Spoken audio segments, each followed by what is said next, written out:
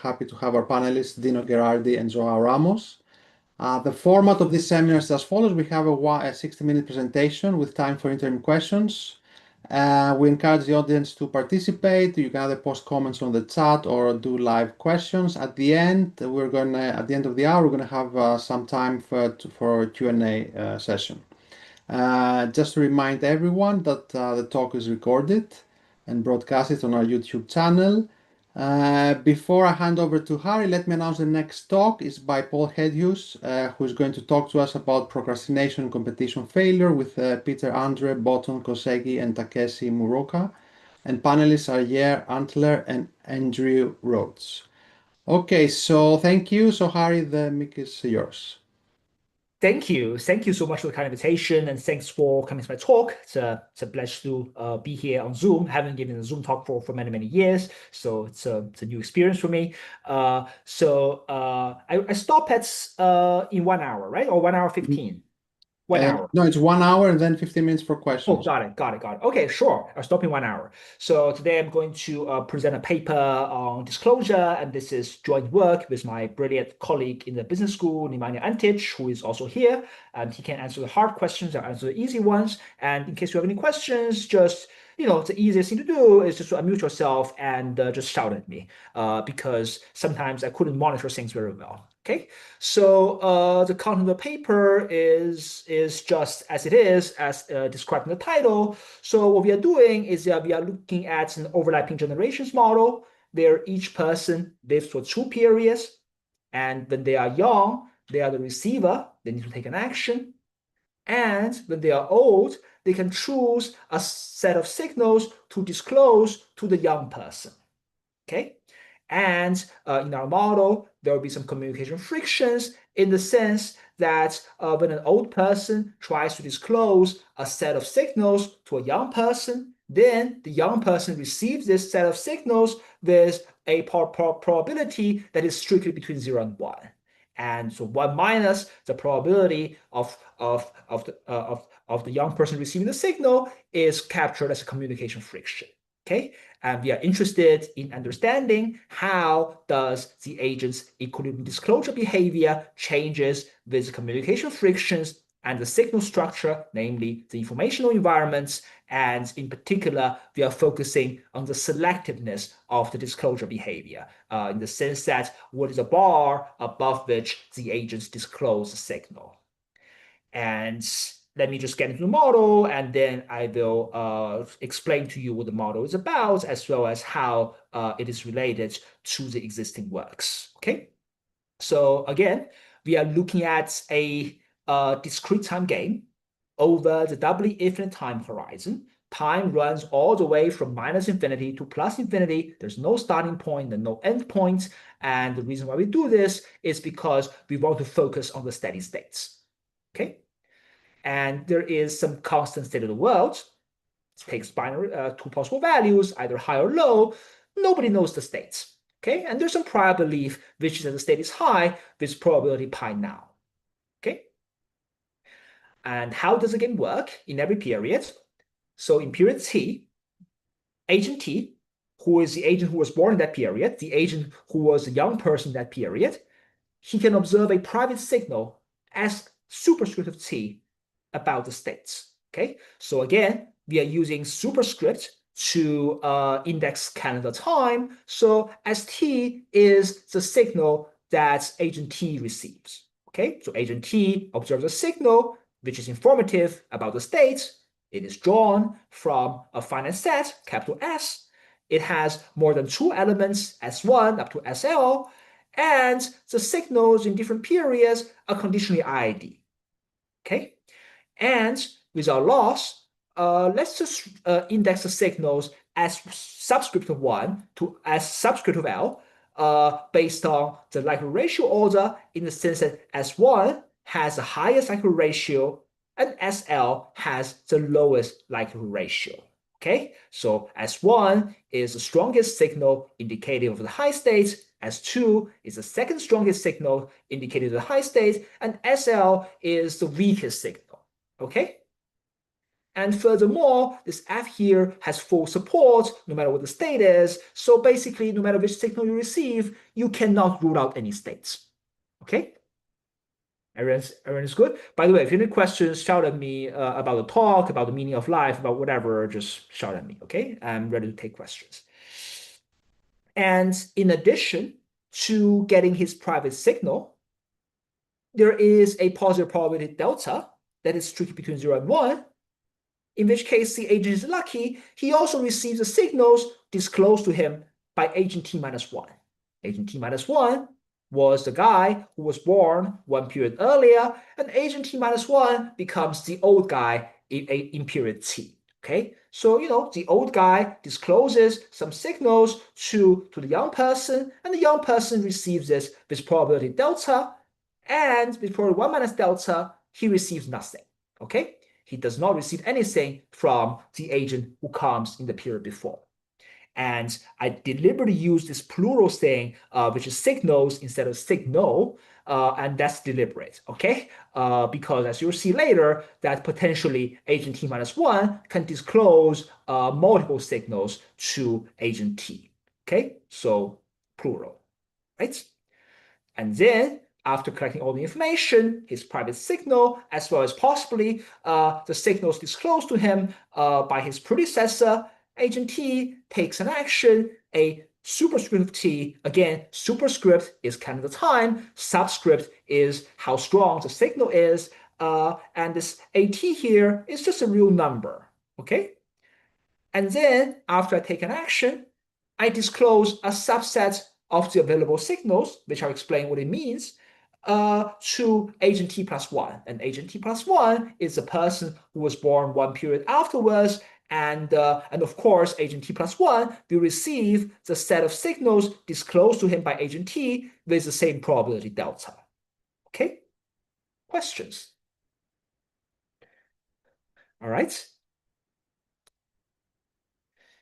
And let me be more precise about how. Sorry, Harry, I wasn't fast enough. No worries. This delta is constant over time in common knowledge? Yes, it's a parameter of the model. Yes, constant over time. It is common knowledge among the agents. Agent knows that, and agents also know the signal structure, namely conditional on each state. What is the probability with which each signal realization is realized? Okay. Okay, thank you. Yeah, these are parameters. Yeah, and by now the prior is also common knowledge, but this is not important. Okay, the important thing is this is F and delta common knowledge. Okay, and fixed over time, never changes. Questions? Good. So let me just be more clear about how disclosure works. So basically, remember that agent T only gets to observe his history in addition to his private signal. What is his history? Formally speaking, a history is a vector, a L-dimensional vector, and the each entry of this vector is a non-negative integer. Okay, remember that the signal has L possible realizations, and the history is an L-dimensional vector. And how is agent T's history determined, or what does each number in this in the entries of the vectors stand for? Okay, so just remember that we have L possible signal realizations, and communication succeeds with probability delta. And the way the history is determined is that with probability delta, Hj, the jth entry of the history vector, is just a number of signal Sj's disclosed by agent T minus 1. Remember that I'm agent T, my father will disclose to me a set of signals, could be nothing, could have a lot of signals, and suppose he disclosed Hj copies of signal realization Sj, then with probability delta, the jth entry of my history is Hj. Okay? And with probability 1 minus delta, communication fails. I didn't receive anything from my father, and then all the entries of this history vector for me is 0. Okay? And remember that I talked about this thing called available signals, which is a set of signals you can choose from, and you can choose a subset of those available signals and disclose it to your son. And what do I mean by available signals? So basically, if I'm an agent, my history is H, which summarizes how many of each signal I received from my father, and I get a private signal as J. Then, when I decide what to disclose to my son, I can choose any vector H prime that is no more than H plus 1 of J. And this 1 of J is a L-dimensional vector where the J's entry is 1 and the rest are 0. So basically, I collect a bunch of signals from my father with probability delta, and for sure, I'll be getting a new private signal, and I put them all together. I see how many copies of each signalization do I have, and then I choose a subset of those things to pass it on to my son, and my son gets to observe this with probability delta. Okay? Question? Okay, yeah. So just to clarify, suppose that capital S is just S1, S2, to make it very simple. Yeah. So there will be accumulation of signals that have been received and not received. They just accumulate these signals, right? So over time, people get this, but each agent is free to ration what information they give. So suppose that I know that there have been 7 S1s and 3 S2s up to now. Yeah. Do I have to report? What's the restriction I have? You can report. You can report at most 7 S1s, and you can report at most 3 S2s. But I don't have to report them all. So I can ration. Yeah, right. The important so thing in particular, you haven't told us anything about payoffs yet, but in particular, I will. Yeah, I can censor information about signals that I'm not happy with, but I cannot. So it's full evidence essentially, right? That's what it is. It is evidence disclosure as in die. And so basically, you cannot make things up, but you can choose to hide stuff. Okay, so say for example, it's a standard assumption. Yeah, it's a stand. You know, you have a certificate. You can choose not to show it to me. You have a degree in psychology. You can choose not to present it to your employer. But you know, you cannot make up a degree. Okay. All right. Let me just kind of add to what Francesco was saying, because I think this is a very important point. Is that it's not just that you can transmit anything that you have, but it has to be transmitted from your father or parent. So there is an endogenous other thing on top of this logic of what you get, you can retransmit. Does that make sense? What you get is an endogenous set of all the past signals that came from your father's choice of what he thinks that you should act. Yep. But you know, you with probability delta, you inherit things from your father, and you know, and you for sure you get your own private signal, and then you pass on a subset of them to your son. João is exactly correct. Thank you very much. So here's where the double infinity assumption come from, because in a way I cannot condition on how many periods have happened before in order to back out stuff, right? Because So basically, you're simplifying the Bayesian updating that the agent has to do. Okay, all right. You'll be later on in the solution handler, you'll see that we'll be looking at steady state equilibria, so which makes life simpler, because otherwise the way in which you do Bayesian updating will depend on calendar time, and I don't know how to do that, and you know, Nemanja is smart and he can figure it out. Okay. Good. Let me just stress a few things. Basically, Francesco and João has already said many times. So basically, there are several important things about the model I want to emphasize in advance. So first of all, in our model, agents cannot tell the difference between a communication failure and their father deliberately choose not to disclose to him anything. So say, for example, I couldn't tell the difference between my father shutting up, he didn't try to tell me anything useful, versus the fact that, you know, he tries to tell me lots of things that are useful, but I didn't pay attention and I failed to receive anything. Okay. And moreover, another very important assumption is that the agents cannot observe the timestamps of the disclosed signals. My father only shows me, hey, there are 10 copies of S1, 5 copies of S2, 3 copies of S3, and 1 copy of S4, but he cannot credibly convince me, credibly disclose what is the time at which these signals arrive. Okay, so whether these signals arrived 10 periods ago, or 5 periods ago, or 1 period ago, there's no credible way for him to disclose that. Okay, and moreover, agents cannot directly observe the calendar times at which communication fails in the past. Okay, so I don't know whether communication failed in my family 10 periods ago, or 5 periods ago, or 100 periods ago. And just to show what a horrible great-grandson I am, I don't even know the name of my great-grandfather. Okay, they passed away a long time ago. But anyway, and another saying that Francesco and João has emphasized before is that the agents can hide the available signals. My father disclosed to me an S3. I just don't like S3. I can choose not to disclose it to my son, but I cannot fabricate signals. So if I don't have an S3, I cannot show it to my son that I have an S3. Or if I only have 2 S3s available, I cannot show to my son that I have 4 S3s. Okay, that's not allowed. Okay. What are the payoffs? Agents' payoffs will depend on the state, their own action, and their immediate successor's action. And the assumption we need about the payoffs is that A, they're separable, so you can see that this AT and AAT plus 1, they don't interact. And moreover, agent T's action, AT, is always his optimal action is always unique. And moreover, it is strictly increasing in his belief about the state theta.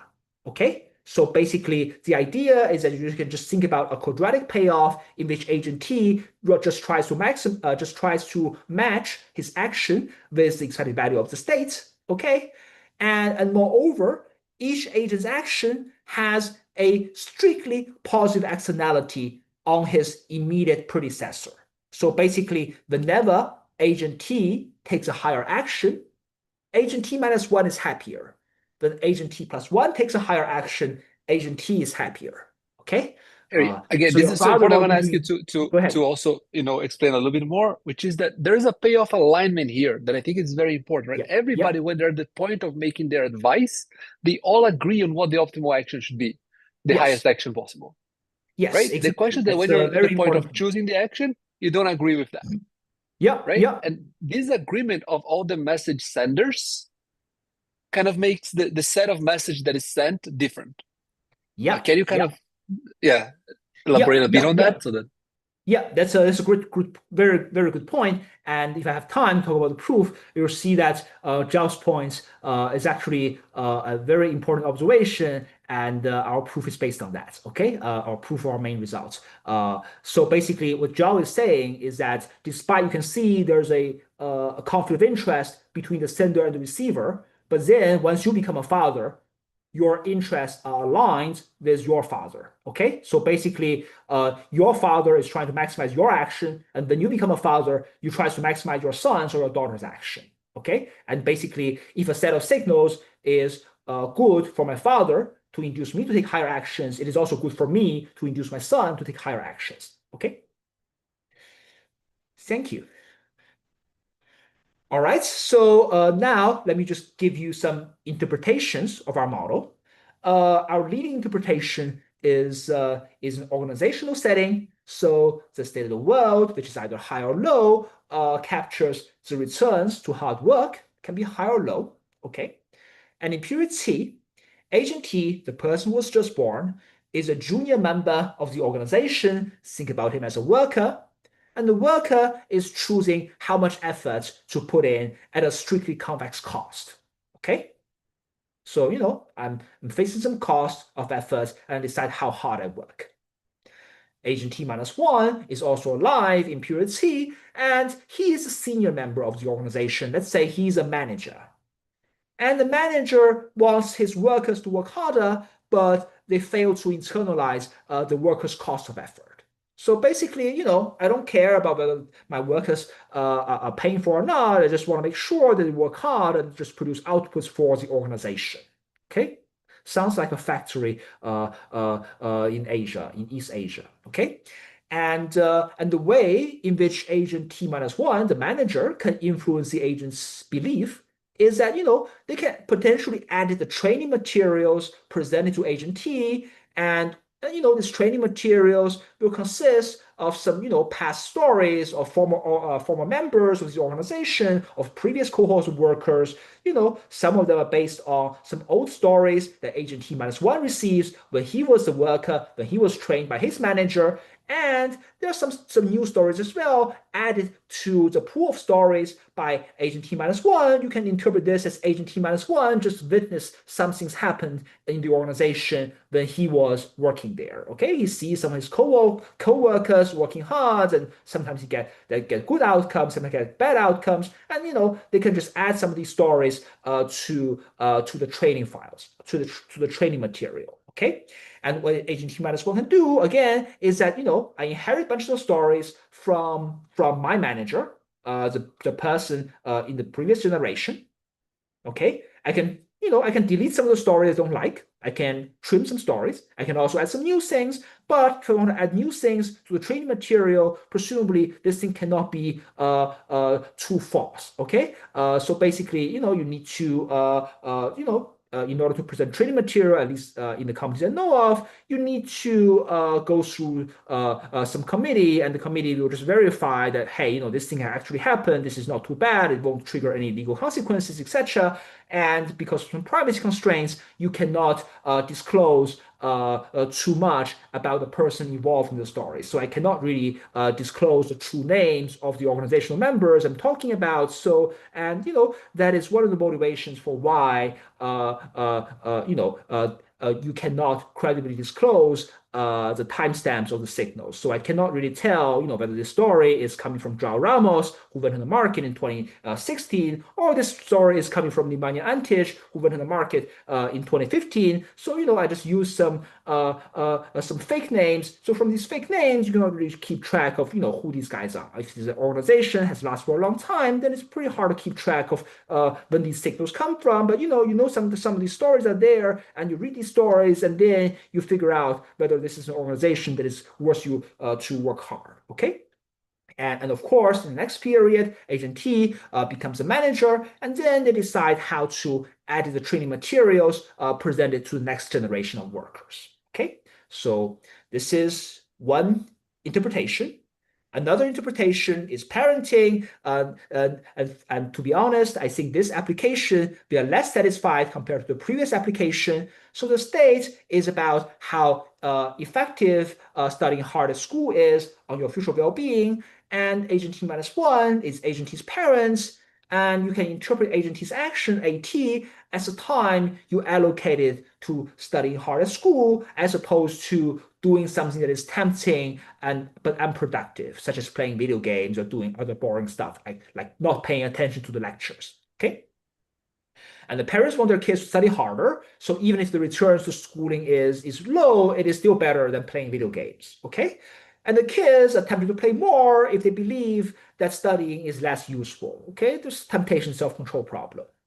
And the parents can influence the kid's behavior by just telling some success stories or just showing them some anecdotes. And there's a very famous paper by one of my previous colleagues, Matthias Diopke, on parenting, and this style of parenting is called authoritative parenting. Okay, so in the sense that you're trying to influence your kids' behavior by changing their beliefs, about some payoff relevant states, instead of just directly just taking away their iPad and say, hey, you're not allowed to play iPad. Okay.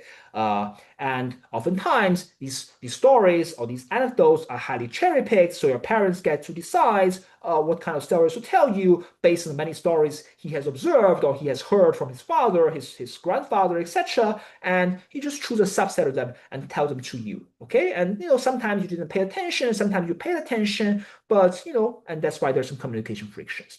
Harry, it seems to me both examples that you have here, the V function can just be a function of A.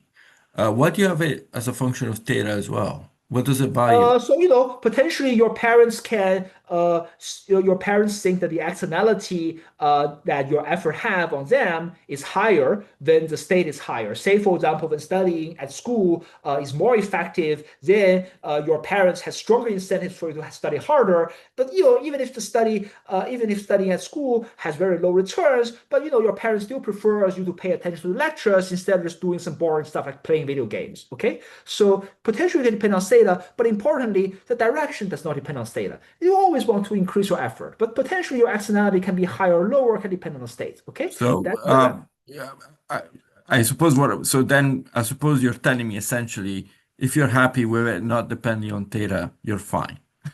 Yeah, it's fine. So all our results extends, then you kill the theta in the V function. Yeah. Okay. You're exactly right. Okay. Yeah.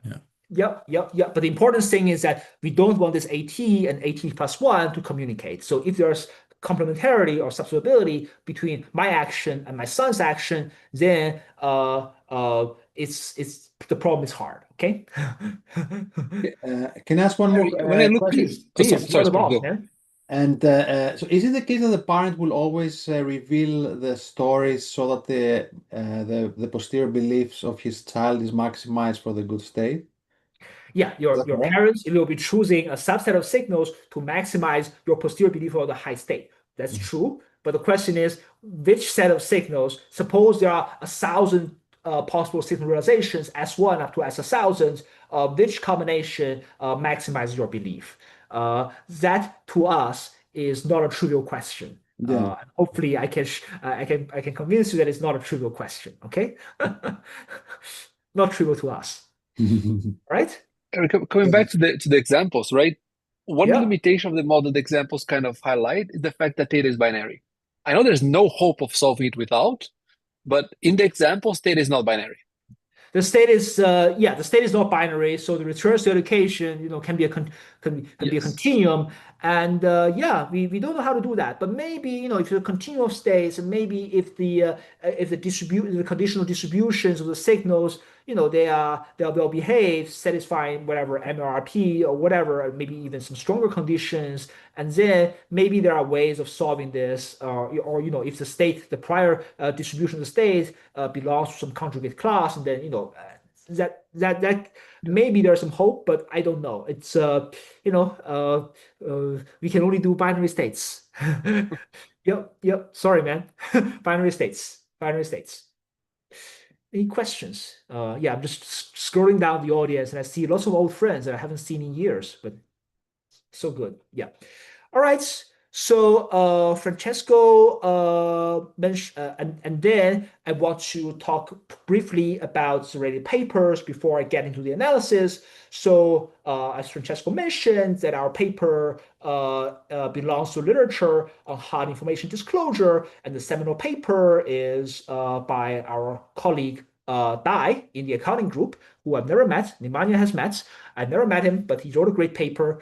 And we'll talk about, and in particular, our paper is related to disclosure, the evidence disclosure games in which an agent could have multiple pieces of evidence and it chooses a subset of evidence to disclose. And this is related to the papers of Gutman, Kramer, Skrishipach, etc. So an important aspect in this kind of games is that you have to think about refinements, because there will be a ton of equilibria. Okay, and you also talk about refinements, and our refinement will be based on the refinement appeared also in this paper, in which they look at a model in which you have at most 2 signals and you choose which one to disclose, as well as the timing of disclosure. And our paper also contributes to the literature on overlapping generations models. There's thousands of papers on this. I won't overview all of them, but my understanding is that most of these models, starting from the influential work of Paul Samuelson, not Larry Samuelson, is that they are mostly looking at the observability of the agent's actions. So whether the extent to which you observe your father or your grandfather's actions, etc., how does it affect your ability to sustain cooperation? But on the other hand, compared to these papers, what we are doing is that we are making the other extreme assumption, which is that we assume that you cannot observe your father's action, but rather the only way for your father to influence your behavior is through the disclosure of evidence. And in that respect, I need to highlight a beautiful paper by Dino, who is one of the panelists today, and his co-authors. It's published in the Restart, and what they are doing is that they are looking at an overlapping generations model in which actions are not observed, but the only way in which an old guy can influence the behavior of a young guy is by cheap talk communication. Okay, and of course, the preferences in those papers are very different from ours. They are looking at preferences that looks more like the preferences in Crawford and Sobel, and we are looking at preferences that are similar to Dye. Okay, in which there's an extreme conflict of interest between the sender and receiver. So if it's cheap talk, then cheap talk cannot be informative because as a sender, I always want to maximize the receiver's action. Okay. So far so good. And in case there are papers written by people in the audience that I failed to cite, it's all my fault, not Nemanja's fault. So just blame me, okay, and tell me. Okay, please. There's a question. Please shout at me, please.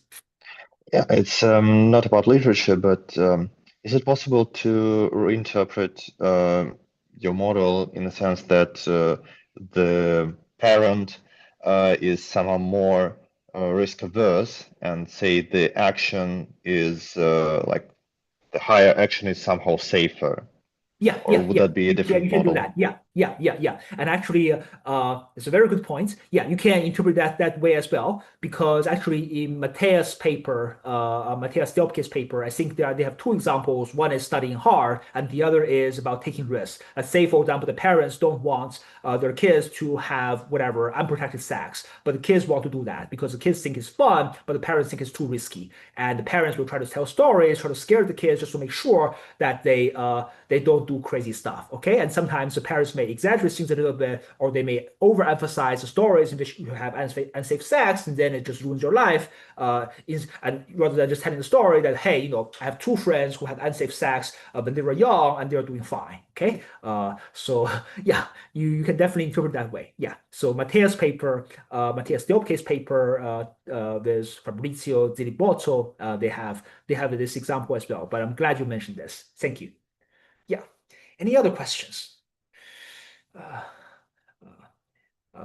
I really appreciate Francesco because he has previewed everything I want to say. So we are the solution concept we'll be using in the paper is steady-state equilibrium, and formally speaking, a pure strategy steady-state equilibrium will consist of 4 objects. Okay, what are these 4 objects? The first object, the sigma, is a strategy. What is a strategy? A strategy of an agent maps my history, which is the set of signals I receive from my father, if any, okay? And the realization of my own private signal. And I map this into an action I take, which is a real number, and a set of available signals I disclose to my son. Okay, and of course, when I choose this sigma here, I need to subject to some feasibility constraint, namely the set of signals I disclose to my son has to be a subset of the signals available to me. Okay, and these two mu's, mu upper bar, mu lower bar, these are distributions over histories, and they are interpreted as the distribution of histories conditional on the state being high and the state being low, respectively. Okay? 2 distributions over histories. And this pi is a belief map which maps the history into the public belief of the agent. And by public belief, what we mean is that the belief of the agent about the states, because it's 2 states, as João has pointed out, the belief is just a real number between 0 and 1. Okay? It's just a probability you assign to the high states after you observe your history, but before you observe your own private signal. And that is pi. Okay? And these components need to satisfy usual conditions, namely the strategy is optimal given the belief map, as Francesco or Spirits has pointed out, that you always want to choose a set of signals to maximize your son's action, has to be optimal. Okay? And moreover, if all the agents use strategy sigma, then mu upper bar, mu lower bar will be the distribution over histories, conditional on the high state and low state respectively. And moreover, if you have this mu upper bar, mu lower bar, then you can derive pi using Bayes' rule for every h, for every history that occurs with positive probability. Okay? And a strict equilibrium is a steady state equilibrium in which the strategy sigma is strictly optimal at every unpassed history. Okay? Any questions? So, this is a steady state version of Bayes-Nash equilibrium. Okay, we are deliberately not incorporating sequential rationality because we'll be looking at the common properties of all equilibria. So having a weaker solution concept is helpful, makes the result stronger. Okay, any questions? All right, can I move on? All right, let me move on.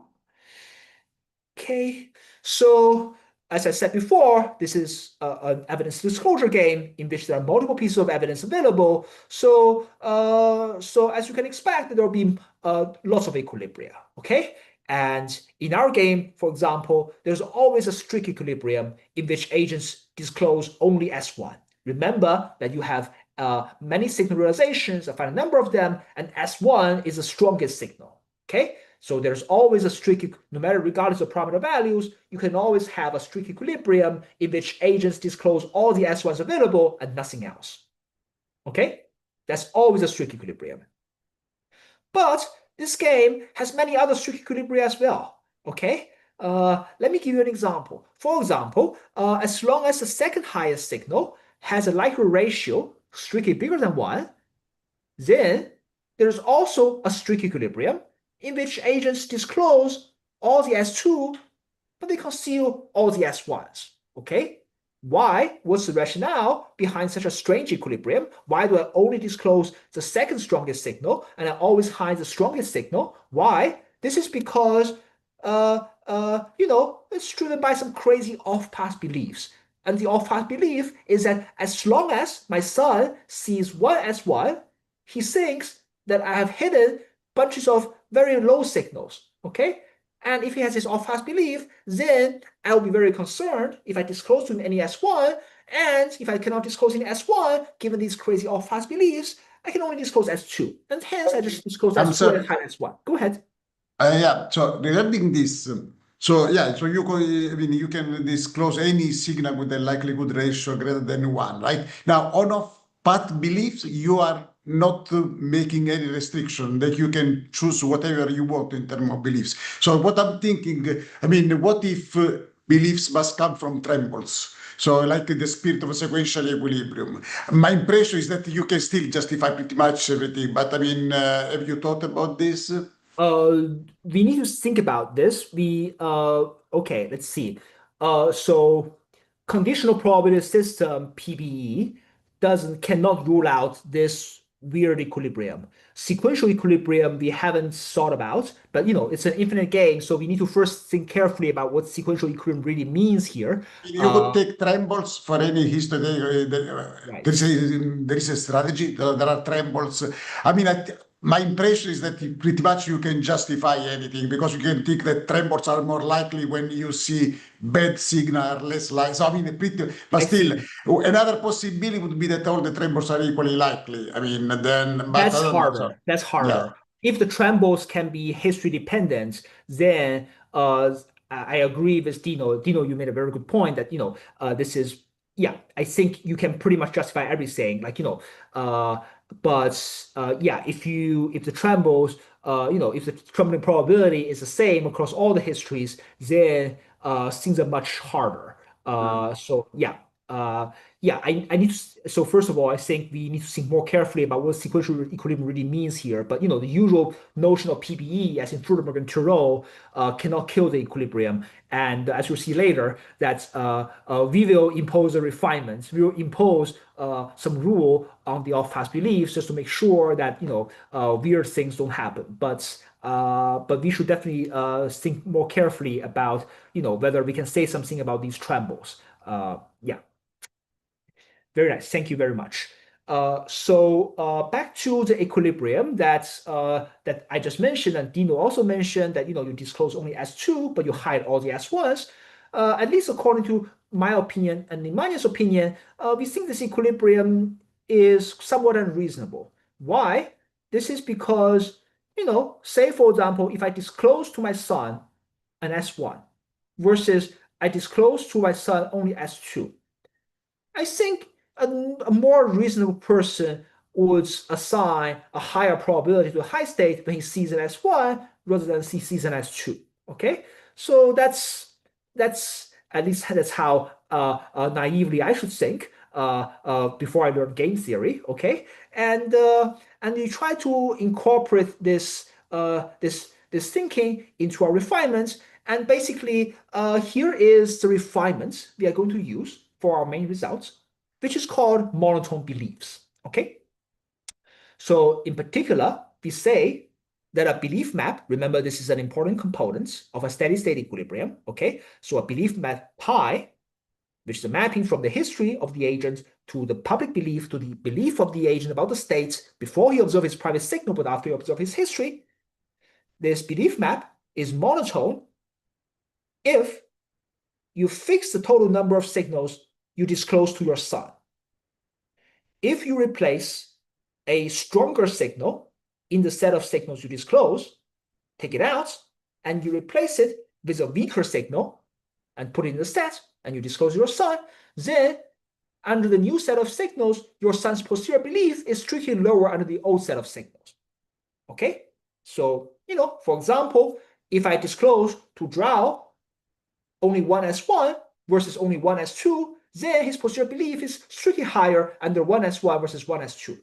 And similarly, if I disclose to João a set of signals, let's say 1,000 signals, if I take a stronger signals out of these 1,000 signals and replace it with a weaker signal, then his belief after this replacement is lower. Okay? So, yeah. So this monotone belief has bias only when you compare two histories that contains the same number of signals. Okay, so it doesn't say anything about the comparison between I disclose to João nothing versus I disclose to João 1,000 signals. Okay, we are not making any restriction on that. Okay, any questions? Could you remind, please, does agent T know their number T? Agent T knows that they are number T, but it's not going to be very useful because the solution concept we are looking at is steady state equilibrium. So things are not changing over time. I was just thinking that, like, if I'm agent 2 versus agent 100, I would make very different inferences based on the fact that the history I received is, or maybe not, the length of my doubly history. infinite horizon game. This is a doubly infinite horizon game. So basically, even if you arrive in period minus 100, there's still bunches of people who come before you. It's a game has been played a long time. It's already a steady state. So no matter you look at kind of the time, it's 2 versus 10. Like think about you are working. Yeah. Sorry, forgot that. No worries at all. No worries at all. No worries at all. No worries at all, my friends. Thanks for reminding me. This is very important. Yeah, this is very important. Think about you working for a very old organization, like some firms in Japan has lasted for hundreds of years, and coming 2010 versus 2012. I mean, anyway, their economy hasn't grown much, so pretty much the same. Okay. Harry, just one thing. So, what you guys are, I think you're going to converge to a threshold at some point, thing like that. But so that reminds me of sanitization equilibrium in Shin. Yeah. And those, so in Shin's paper, sanitization equilibria all exist, but there's always sort of a bad equilibrium where sometimes negative evidence is provided, which is counterintuitive, but it relies on off-equilibrium path beliefs. I think there's a paper by Glaser and Rubinstein that looks at this and has a sort of refinement that addresses that. I think you guys should look at how that refinement. I'm sorry, I can't remember the paper exactly, but you should definitely look at Glaser Rubinstein, yes. And also another important refinement is Hart, Kremer, and Perry. They have this honest leaning refinement. Okay, And, so you're aware of it because yeah, I was just wondering whether these refinements are all going in the same direction, no, essentially. no, no, no, no, no, no. So Glaser-Rubinstein, we need to check.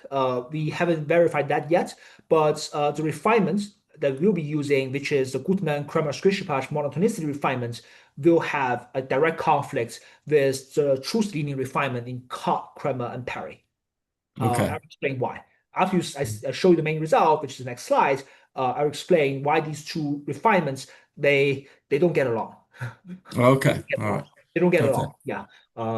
And we name the refinement monotonicity. At least the reason why I prefer this name is because I really like Kalai-Smorodinsky bargaining, the monotonicity axiom. That's Okay. That's something I deeply believe in compared to Nash's independence axiom. Okay, I Okay. always trash Nash bargaining, but anyway. All right. All right. So yeah, as the conflict between Kalai-Smorodinsky and Nash, you can see that this, as you'll see later, this monotone belief will have a huge conflict with truth linear refinements. Okay, yeah, good. Any other questions? And if no questions, main results. So statement is for any f, the conditional distribution of signals satisfying full support or whatever for any f, we can find a number delta star, which is a number strictly between 0 and 1, such that for any delta strictly bigger than delta star in any strict equilibrium that has a monotone belief map, signals realizations other than the strongest one, other than S1, will never ever be disclosed on the equilibrium path. Okay, remember that there are L possible signal realizations, take L to be 1,000, okay, S1 being the strongest one, S2 being the second strongest one, S1,000 being the weakest one. What we are saying is that then delta, which is a probability that your son successfully receive the signals disclosed to you, disclose to him, okay, when this delta here is sufficiently large, which means communication frictions are sufficiently small, then if you believe in strict equilibrium and if you believe in monotone belief maps, okay, the belief being monotone, then we can confidently tell you that no matter which equilibrium you'll be looking at, the only signal that could be disclosed is S1. Even if S2 is sanitization a subset of monotone? Say it again? Is sanitization a subset of monotone equilibrium? Sanitization. Oh, okay, good. So basically, sanitization equilibrium, I guess you mean threshold equilibrium, right? No, sanitization equilibrium is that above a threshold. Yes, I review everything above a threshold and nothing below a threshold. Good. So for every threshold equilibrium, you can find a monotone belief map under which it is a monotone equilibrium. Yes, because threshold equilibrium is imposed on the strategies, and monotone belief map is imposed on the belief. So that's why I'm saying that for every threshold equilibrium, I can find a monotone belief map such that it is a monotone equilibrium. Okay, that's the formal statement. Yes, that is true. That is true. Yes, but monotone equilibrium is much larger compared to a threshold equilibrium, because monotone equilibrium allows, for example, if I have, let's say, 1,000 S2s, I disclose only 500 of them instead of disclosing everything above a threshold and hide everything below a threshold. Okay, there's more wiggle room here under monotone beliefs. Okay, and moreover, monotone beliefs also allow for history-dependent disclosure, namely at certain histories, I disclose things above S3, and in other histories, I disclose things above S5, okay? But what Nemanja and I are saying is that, hey, if you are looking at the case where communication frictions are small or below some cutoff, then if you believe in monotonicity, if you require strict incentives, then only the best signal can be disclosed. If you don't have any S1 available to you, then shut up. Don't disclose anything. Okay? Yeah.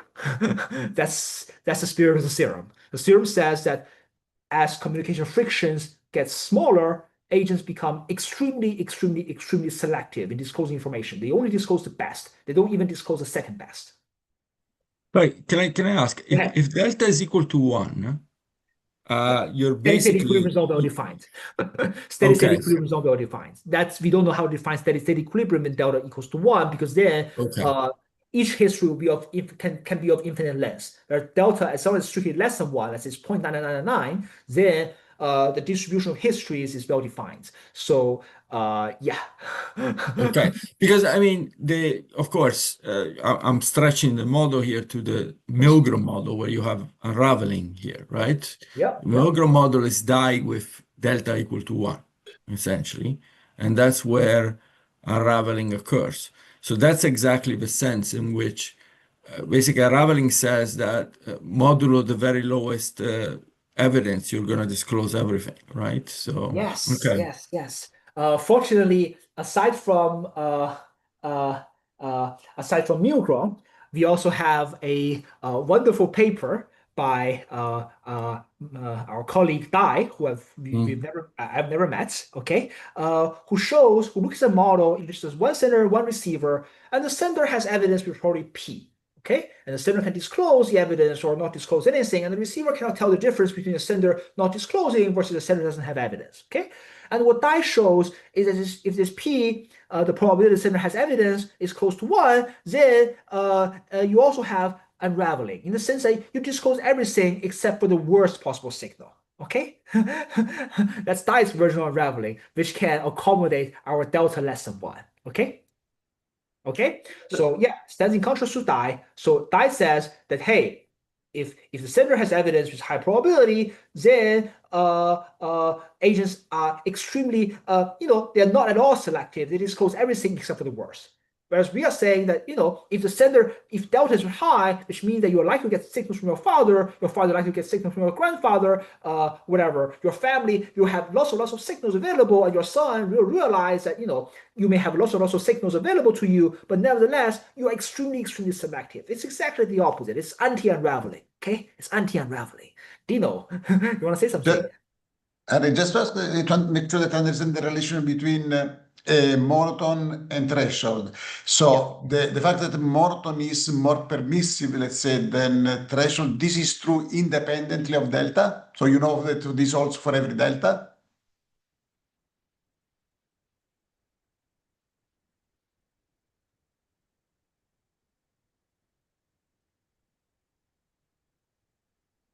I need to check. Let me. I think yes, but I prefer not to give you a decisive answer until I verified everything. Is that okay? Yeah. Yeah. Good. Yeah. Any questions? Good. And so agents are extremely selective as communication friction from Spanish, and then this result only tells you what happens when delta is very high, when the communication friction is small, but it doesn't tell you anything about what happens when delta is low. Okay, when delta is low, I was a bit hesitating because we don't know what happens if the delta is low for all the monotone equilibria.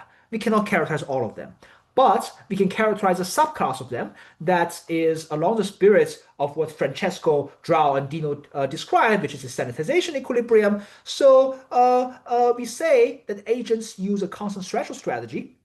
If you can find a signal index n ranging from 0 to L, such that at every information set, agents conceal all the signals that is weaker than Sn and disclose all the signals that is stronger or equals to Sn.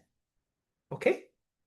And there are some very obvious constant threshold equilibria. There's always a constant threshold equilibrium in which you disclose nothing. And there's also a constant threshold equilibrium in which you only disclose S1. That's a constant threshold equilibrium. But what about other constant threshold equilibria? And the answer is, it will depend on the signal structure F, as well as the communication frictions or communication success rate, which is delta. Okay? And what is the formal result? And here is a full characterization of all the constant threshold equilibria. Okay? What we show is that you fix any F signal distribution, and for any n ranging from 2 to L, excluding 1, then First of all, if the likelihood ratio of signal Sn is weakly less than 1, meaning that, this signal is more indicative of the low states, then it will never ever be disclosed in any constant threshold equilibrium. Agents will always just discard this, sanitized, okay? On the other hand, if the likelihood ratio of signal Sn is strictly bigger than 1, then there exists a delta n such that agents use constant threshold, there exists an equilibrium in which agents use a constant threshold n, even only if delta, the communication success rate, is less than delta n. And this delta n is decreasing in n. So basically, when delta is above delta 2, the only constant threshold equilibrium are disclosing nothing and disclosing only S1. But when delta is between delta 3 and delta 2, where delta 3 is less than delta 2, then you have 3 constant threshold equilibrium. One in which you disclose nothing, one in which you disclose only S1, one in which you disclose S1 and S2. And similarly, when delta is between delta 3 and delta 4, you have another constant threshold equilibrium occurring, which is agents disclosing S1, S2, and S3. Okay, so as delta gets smaller and smaller, you have more and more constant threshold equilibrium, and you have constant threshold equilibria in which agents become less and less selective. So another way of saying this is that as communication frictions vanishes, fewer signals could be disclosed in equilibrium, and agents become more selective as communication frictions vanishes. Please, sir, go ahead. I'm just trying to understand the following. It kind of feels like even though any agent could essentially decide to not disclose anyone else's signal, they never seem to have the incentive to do so. So, like, if anything was hidden, it's like if anything was not hidden, it will never become hidden later on, right? Or not necessarily. In constant threshold equilibrium, yes. In monotone equilibrium, may not be. Okay, so in monotone equilibrium, it could be the case that the delta is, let's say, is small. It could be the case that, say, for example, at first, when I don't have much S1s, I disclose your S2. Okay, and then my son receives an S1, and he also gets my S2. It's like, okay, this S2 shown to me by my father is bullshit. I don't want to see S2 anymore. Okay, I only show my son S1. So that can happen. Potentially that can happen. It's a fact that it cannot happen when delta is high is a result, not something obvious to us. Okay. Okay. Yeah, potentially you can. Yeah, because you may have better things to show, and then you show your son better things. But you are right that in constant threshold equilibrium, because all the agents are using a constant threshold independent of the information set they are at, then for sure, if I disclose something to my son, then my son will also disclose the same thing on the different paths to my grandson. Okay.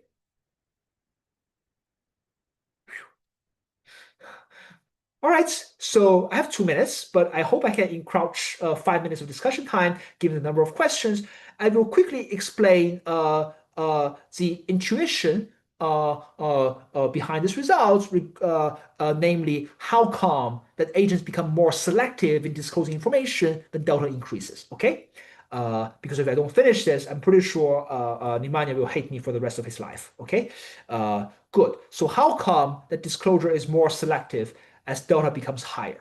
Okay, so now let's suppose that the society has coordinated on a social norm such that everyone just calls S1 to Sn good signals, and everyone just calls Sn plus 1 to Sl bad signals. Okay, so these things are just shameful. Okay, you never show these things, and these are good stuff. You show them. Okay, that's the norm of a society, and now let's suppose that all members of society are thinking about following this social norm.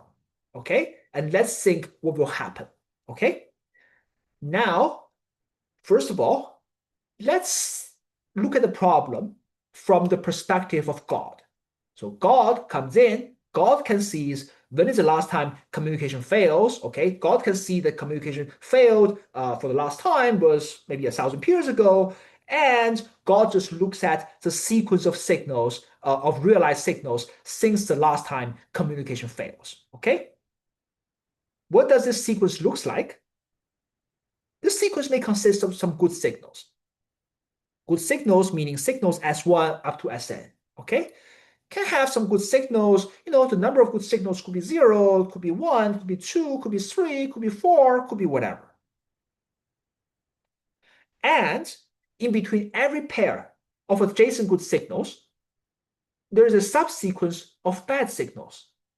Okay, the length of the bad sequence can be 0, in which case the two good signals are right adjacent to each other. The length of the bad sequence can be 1, in which case we have a good signal, bad, and then good. Okay, the length of the bad sequence can also be 2, good, bad, bad, good, and it can be 3, can be 4, can be whatever. Okay, just to give you some concrete examples, here is a graph. Okay, here's an example. Let's say, for example, this is the last time in which whatever my family communication failed in my family. Happens many, many generations ago. Okay, so this is the last time communication failed. And then you have this one bad sequence here, which is 3 bad signals in a row. The red signals, the red dots stand for bad signals, and green dots stand for good signals. There's a subsequence of bad signals, and this bad subsequence has length 3. Okay, and after this bad subsequence with length 3, you have one good signal, which is the signal 1. Okay, this green thing. Okay, and in between this first green signal and the second green signal, there is a bad subsequence, and it's just that the bad subsequence has length 0. Okay, and then you have the second good signal, and in between the second good signal and the third good signal, you have a bad sequence of length 2. You have 2 red dots. And in between the third good signal and the fourth good signal, you have a bad subsequence of length 6. Okay, 6 red dots. Okay, and then after the last good signal, you have 2 bad signals, a bad subsequence of length 2. Okay, so basically, as you can see, that there are 4 good signals in this example, and there are 5 bad sequences, and there's 1 bad subsequence before the first good signal. There's 1 bad subsequence in between every pair of adjacent good signals, and there's 1 bad subsequence after the last good signal. Okay. And now, what is this observation? The important observation is that the number of bad subsequences, including these bad subsequences of 0 length, always equals to the number of good signals plus 1. Okay? And now, let's come back to this weird society in which the social norm is that we disclose all the signals S1 to Sn, we call them good signals, and we hide all the bad signals, signals Sn plus 1 to Sl. Okay? And now, we have a very smart agent who was born into a society with such a norm. Let's say it's João Ramos, okay, incredibly smart guy.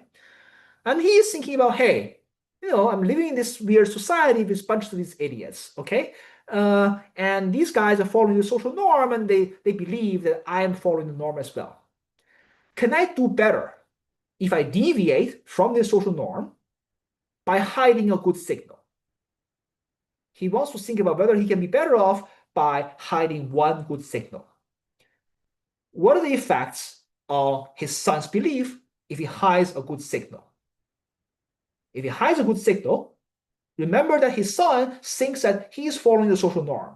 So when his son looks at the stuff he discloses to his son, then his son will saying that, hey, I have seen all the good signals of my family since the last time communication fails, and I won't be seeing any of the bad signals, but the bad signals are there in the background. It's just that my father, my grandfather just omit them. Okay? If João omits one good signal, then his son will think that, hey, my family receives one fewer good signal. But on the other hand, remember that the number of bad subsequences equals to the number of good signals plus 1. And the expected length of each bad sequence, conditional on the state, is independent of good signals you disclose, because the signals are conditional IID. Okay?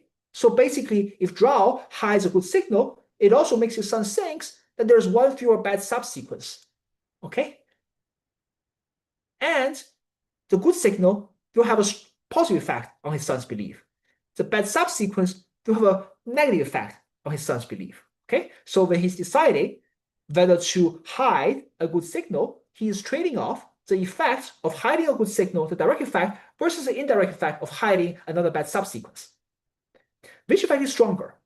The direct effect of a good signal is the same, conditional on the realization of the good signal. Conditional on the good signal is Sn, then it's like a ratio, okay? It is something fixed. What about the bad sequence? The bad subsequence, the length can be 0, can be 1, can be 2, can be 3. The length follows some distribution. What does the distribution depend on? The distribution, the length is the distribution of the length of a bad subsequence conditional on a given state will depend on delta. Because, if delta is higher, communication is more likely to be smooth. You are less likely to have a communication breakdown.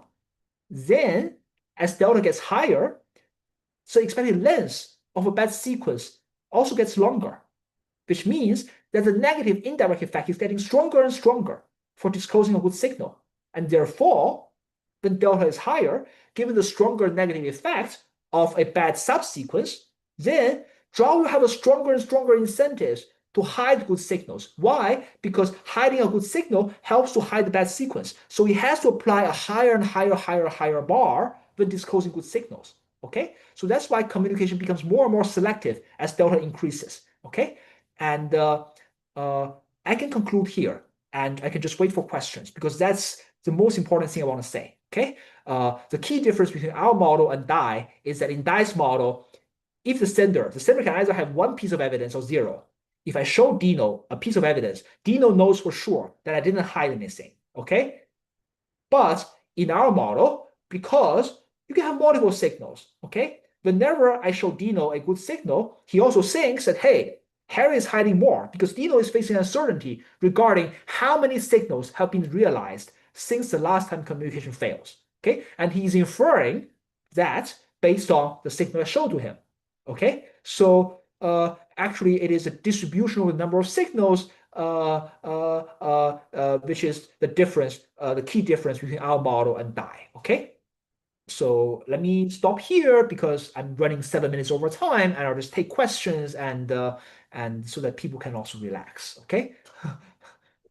Great. Thank you very much, Harry. It was very interesting. Yeah, you got a lot of questions. So that's why you were a bit over time. So we'll just first ask our panelists whether they have any comments or questions, and then open it to the other participants. So first, Dino, do you have any? So I have to say that I really enjoy reading the paper. So Harry and they do a very good job in describing also the open question and some their own assumption. Yeah, perhaps there the goal is also the guy. It's true they choose the most. They reveal the most favorable signal. But in terms of what are the effects in terms of learning, for example, of the expected belief. So if we are interested in maximizing the expected belief of the player, is this equilibrium good in this dimension? Are there other equilibria? So is there any way to think about the properties of this equilibrium? I don't know, expected utility, expecting belief, something like that. Can you say anything? Sorry. Can you repeat the question again? Sorry about that. So in terms of the properties of this equilibrium, in equilibrium, let's say delta close to 1, so they reveal only the best signal, the most favorable signal. But what are the effects, for example, on the expected belief of the player? So is this the expected belief high? Are there other equilibria outside this class that don't satisfy the requirement that perhaps do a better job in this dimension? Okay, very good. The most informative monotonic equilibrium when delta is large is the one you reveal all the S1s. Of course, as you can expect, that there's infinite many equilibria, and each monotonic equilibrium when delta is large is characterized by a threshold n. Okay, n, and this n is an integer, can be infinity, can be 0, such that you disclose S1 up to n copies. Okay, if you have less than n copies of S1, and those equilibria, they are less informative and yields lower welfare compared to that equilibrium. Thank you. João? So Harry, Harry, lovely paper. I really like it. I already told you that. So the way I see it there, there's let's narrow down what the contribution is. There's two things happening at the same time here. They're very, very important. One is the OLG structure versus a standard one shot or something even. And the second is the refinements. I was going to ask about refinements, but since Dino already asked on that, let me now ask about the first question, right? Which is the OLG structure. As you said, if I want to compare this paper with DAI, which would be the natural point of comparison, there's one way to compare that, which is changing delta. But the delta is just the exogenous rate of breakage of information. If I want to do a one-shot version of your paper, I would have not just that delta happening, but also, piece by piece, a chance of retransmitting that information. So, there's one chance that I get a signal from my great-great-great-grandfather, right? And then I do the one shot. Right. How would that one shot model look like? Do you know if that was gonna, be like DAI or is gonna look like more like yours? Do you have a sense? Does that make sense? Which one shot model I'm talking about? So I guess you are talking about a different one-shot model than the one we discussed earlier, right? The one discussed earlier is that you just receive the number of signals. The number of signals follows whatever a geometric distribution or whatever. Precisely. Let's think of something like that. There's n signals. This is a geometric distribution. They can be S1 to SL, and it's not like I get all n or I don't get anything. I can get just signal 1. I can get signal 1 and 2. I can get 1 and 5, whatever. Right. Right?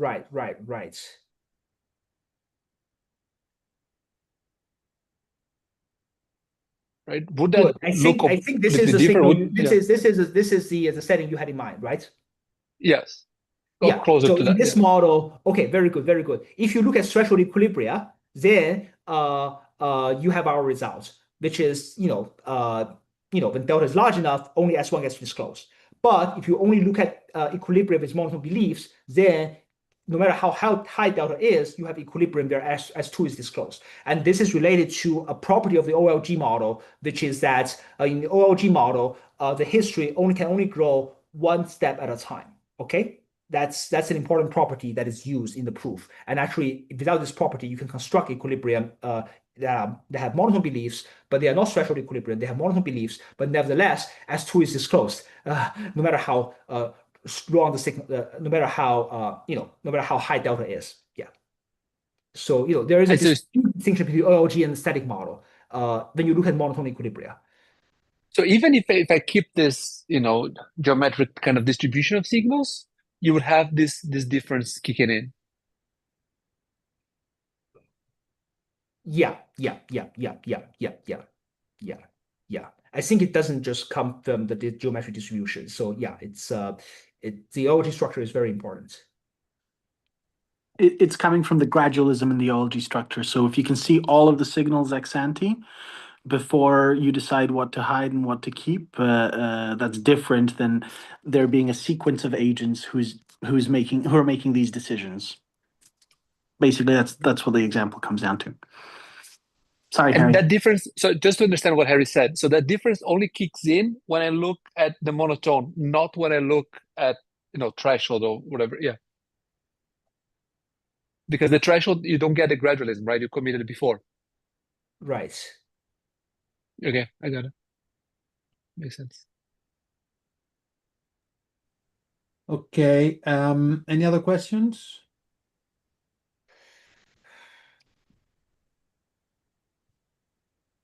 Okay. So I think we can stop the broadcasting and then take it offline for a few minutes. So Harry, thanks very much for the presentation. Very interesting. And I want to thank also our panelists for coming. Yeah, it was very nice.